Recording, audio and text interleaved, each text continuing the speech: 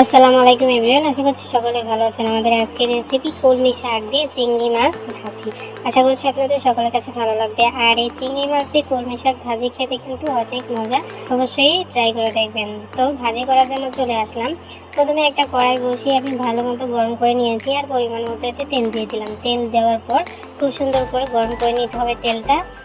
যখন খুব সুন্দরভাবে গরম হয়ে গেছে তখন এখানে দিয়ে দিচ্ছি কিছু পেঁয়াজ কুচি, কিছু রসুন কুচি আর হলো কিছু কাঁচামরিচ একদম লম্বা ফালি করে নিয়েছি, সেগুলো দিয়ে দিলাম। দিয়ে এখন অনবরত নেড়েচেড়ে ভেজে নিতে হবে যতক্ষণ না পর্যন্ত একটু কালার চেঞ্জ হয়ে যাচ্ছে, ঠিক ততক্ষণ পর্যন্ত। তো দেখতে পাচ্ছেন আমি ঝাল পেঁয়াজ কিন্তু খুব সুন্দর করে ভেজে নিয়েছি। আর এখানে যখন ঝাল পেঁয়াজটা ভাজা হয়ে যাবে তখন এখানে দিয়ে দিব একদম পরিমাণ মতো লবণ। আপনাদের শাক কতটুকু, শাক কিন্তু অল্প একটু হয়ে যায়, তো সেক্ষেত্রে অল্প করে লবণ দিবেন। পরে যদি লবণ লাগে পরেও দিতে পারবেন। লবণ দিয়ে একটু নেড়ে চেড়ে নিতে হবে মশলার সাথে। তারপর এখানে দিয়ে দিচ্ছি কিছু চিংড়ি মাছ। আমি বড় সাইজের চিংড়ি মাছ নিয়েছি, আপনারা মাঝারি বা একদম ছোট ছোট চিংড়ি মাছও কিন্তু এখানে ব্যবহার করতে পারবেন।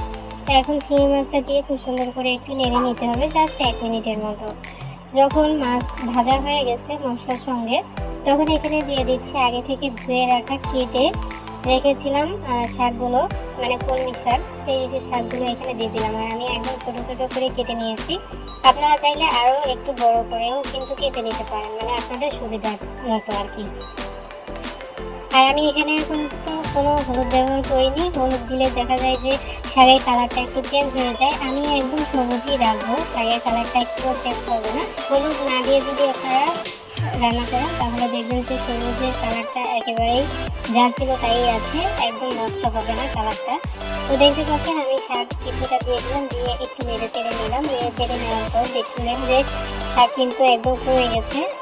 শাকগুলো যখন কমে গেছে তখন আমি এখানে বাকি শাকগুলো কিন্তু দিয়ে দিলাম। দিয়ে আবারও নেড়ে চেড়ে নিতে হবে, খুব সুন্দর করে নেড়ে চেড়ে নিতে হবে। আর শাক কিন্তু এই পর্যায়ে চুলার আঁচটা আমি হাই ফ্লেমে দিয়ে তারপরে আর কি ভাজি করছি। তবে একটু নাড়াচাড়া হয়ে গেলে তারপর আমি চুলার আঁচটা লোতে করে দিব, আবার খুব বেশি লো না, যাতে শাকটা হয় এভাবে দিব।